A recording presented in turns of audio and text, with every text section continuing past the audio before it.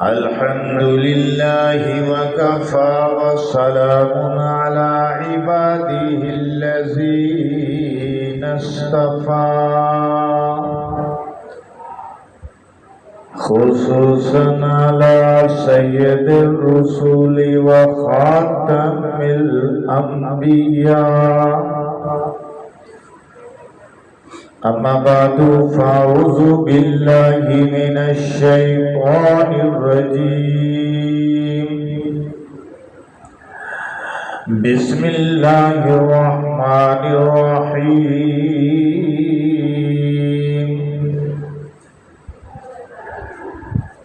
قل إن صلاتي ونسكي ومحياي ومماتي لله رب العالمين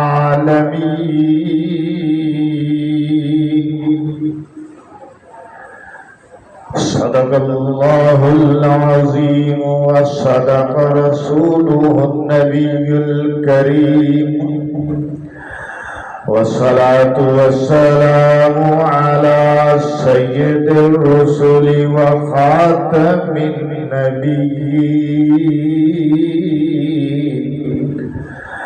وعلى آله وصحابه أجمعين نماز اچھی، روزہ اچھا، حج اچھا، زکوٰۃ اچھی، نماز اچھی، روزہ اچھا، حج اچھا، زکوٰۃ اچھی، مگر میں باوجود ان کے مسلمان ہو نہیں سکتا، نہ جب تک قدم ہوں میں خواجہ یثرب کی عزت پر، خدا شاہد ہے کہ میرا کامل ایمان ہو نہیں سکتا۔ یا ربی صلی وسلم دائما ابدا علی حبیبک خیر الخلق کلہم وهو الحبیب الذی ترجى شفاعته لكل حول من الأحوال مقتحم۔ درود پاک سب حضرات۔ اللهم صل على محمد وعلى آل محمد كما صليت على إبراهيم وعلى آل إبراهيم إنك حميد مجيد۔ اللهم بارك على محمد وعلى آل محمد كما باركت على إبراهيم وعلى آل إبراهيم إنك حميد مجيد۔ سامعین محترم، ذیقعد کی آج 15 تاریخ اور مئی کی آج 24 تاریخ 2024، تاریخ بھی 24 اور سن بھی 2024، اسلامی سن 1445 ہجری۔ آج کے خطبے میں آپ حضرات کے سامنے قرآن مجید سے اور حدیث مبارکہ سے دلائل پیش کرنا چاہتا ہوں کہ جس سے آپ کو پتہ چلے گا کہ قربانی کی کتنی اہمیت ہے۔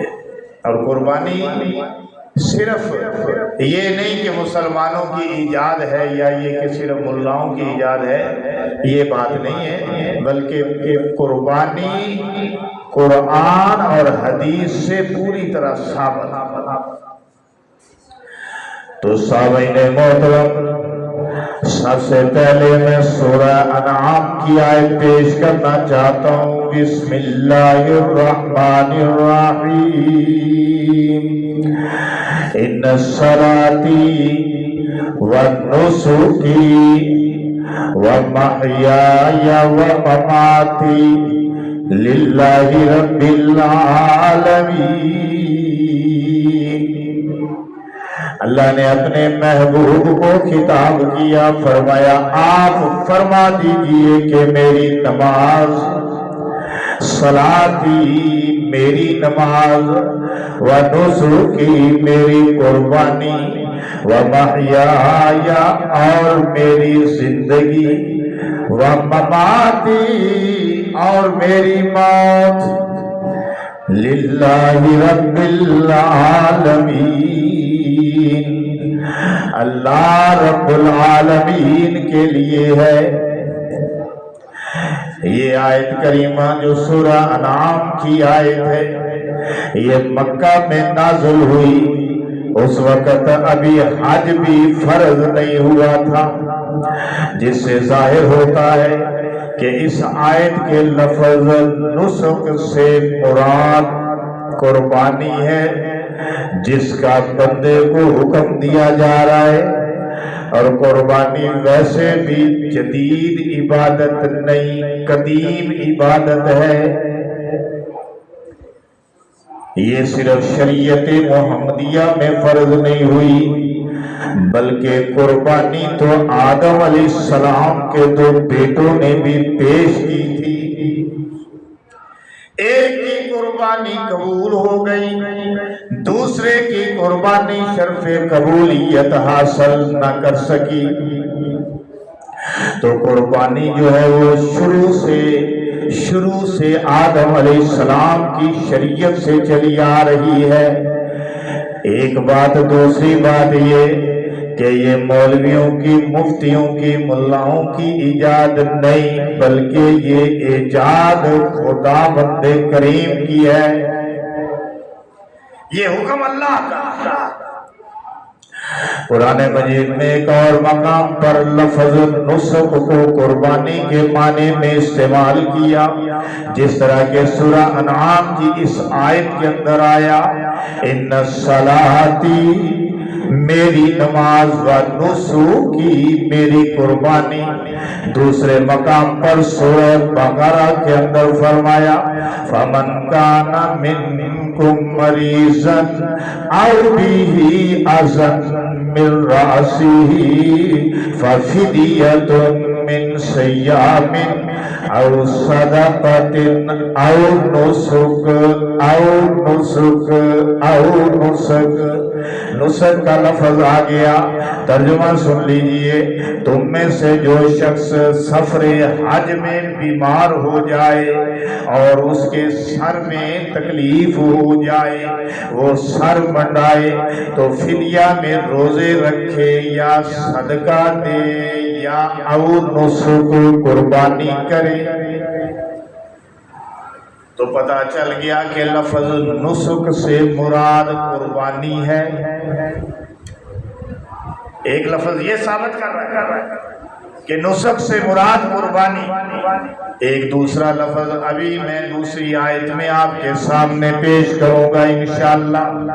اس نظیر سے، اس مثال سے معلوم ہو گیا کہ سورہ انعام کی مذکورہ بالا آیت میں لفظ نسک کے معنی قربانی کے ہیں، قربانی کے۔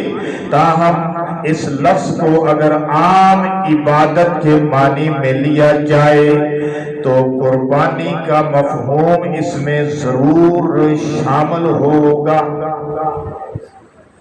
عام عبادت کے معنی میں بھی لیں، لیکن قربانی کا مفہوم پھر بھی ثابت ہوگا۔ اس آیت کریمہ سے معلوم ہو گیا کہ قربانی کا حکم علماء کی ایجاد نہیں، بلکہ یہ خداوندی حکم ہے، اور پوری امت نے اسے حکم خداوندی سمجھ کر قبول کیا ہے۔ قبول